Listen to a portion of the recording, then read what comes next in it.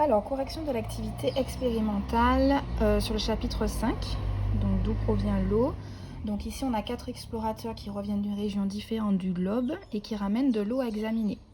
Donc Thomas qui revient des États-Unis avec l'eau du Grand Lac Salé, Lucas du Proche-Orient avec l'eau de la mer Morte, Miguel qui revient du sud de l'Afrique avec l'eau du lac africain et Océane qui revient de l'Australie avec l'eau du fleuve Murray. Donc, les gourdes n'ont pas été étiquetées, donc on ne sait pas en fait, une fois qu'ils ont déposé les gourdes, elles se sont mélangées, donc on ne sait pas à qui appartient chaque échantillon d'eau. Donc il faut retrouver à qui ça appartient. Alors dans le document 1, on vous donne les ions qui sont présents dans chaque région du globe, dans les eaux qui contiennent, dans les eaux de la région du globe concernée. Donc on voit que pour le lac africain, on a surtout, puisque en fait on va considérer qu'un ion est présent quand sa contenance est supérieure à 1. Ici, il n'y a rien qui est supérieur à 1, donc on considère qu'en fait il n'y a pas d'ion dans le lac africain.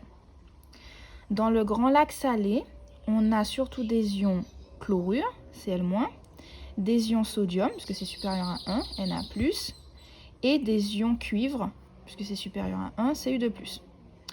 Donc voilà, maintenant, l'eau de la mer Morte contient également des ions chlorure, Cl-, des ions Na+, des ions fer2, et c'est tout.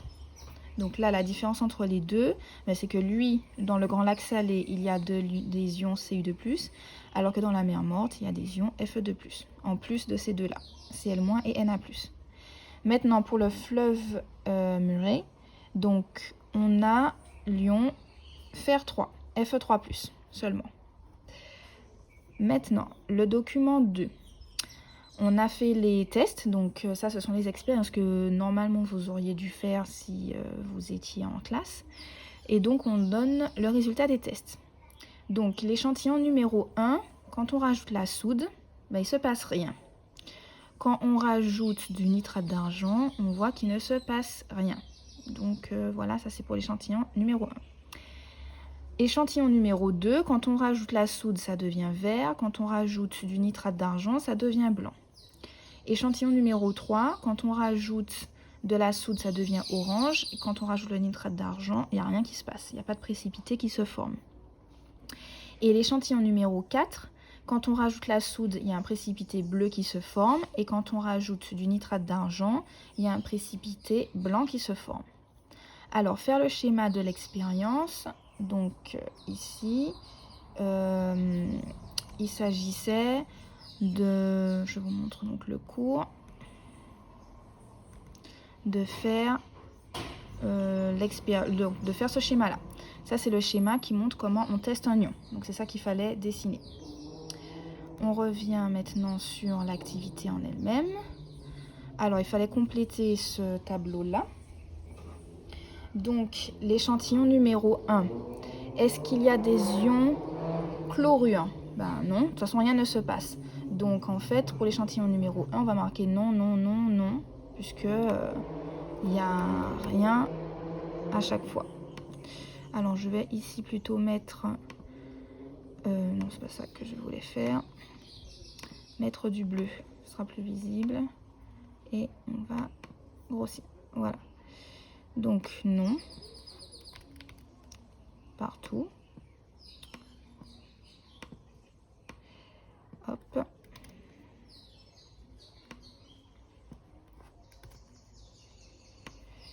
Et non.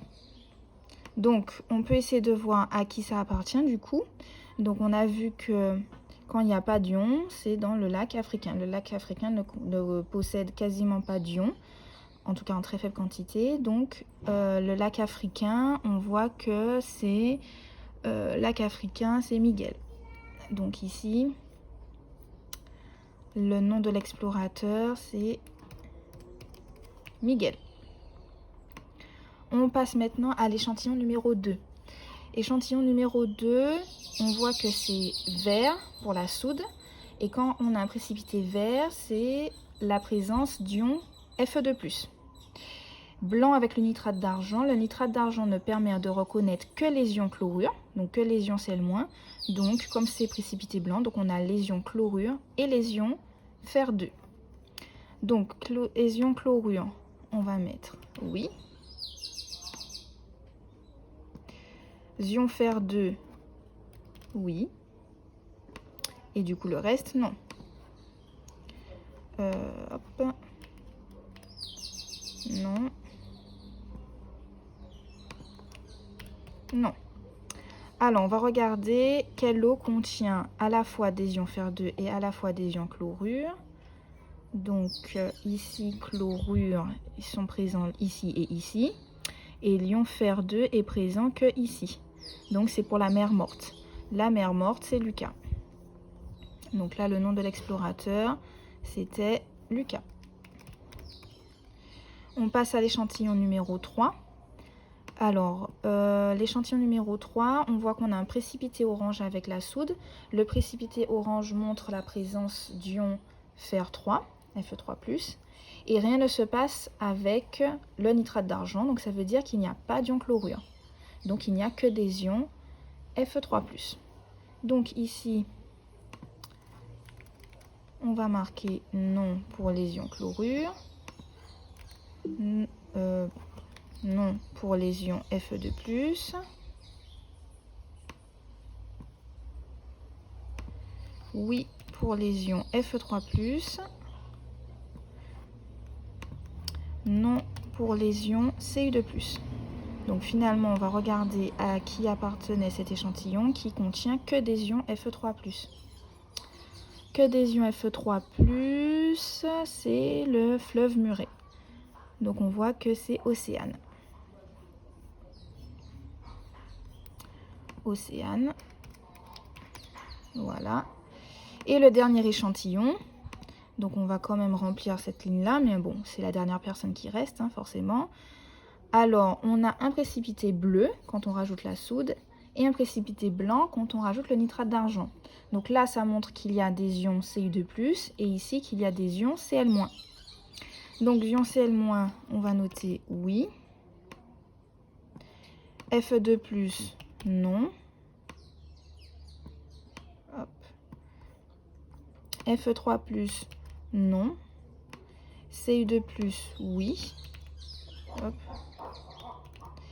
Et donc le nom de l'explorateur. Donc on voit qu'il y a des ions Cl- et Cu2+. Cu2+ ici plus Cl-, c'est dans le Grand Lac Salé. Et donc c'est Thomas. Et effectivement, c'est le dernier explorateur que l'on n'a pas encore nommé. Donc Thomas. Et voilà pour cette activité.